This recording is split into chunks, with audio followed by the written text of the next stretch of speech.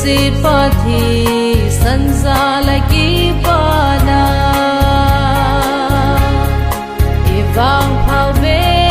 pathin sa i hiu hi Krista ne min bo na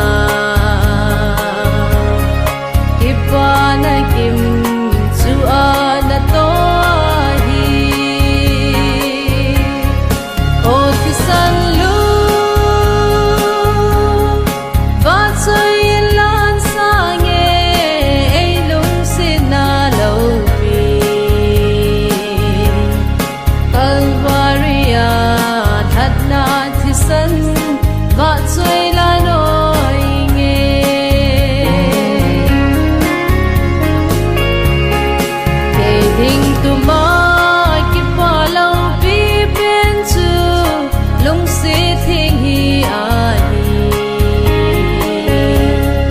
pathin cha le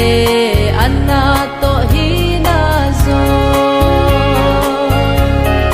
le hil zingin ke ma ne hin ti le o ka pa kai de ta ne hin mangin thangau su cha da di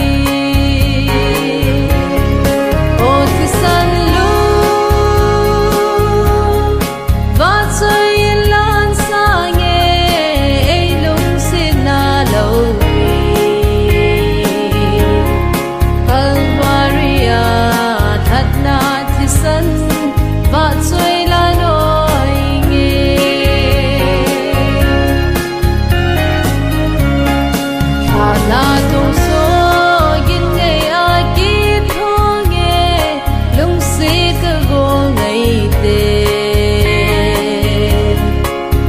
lai bôi na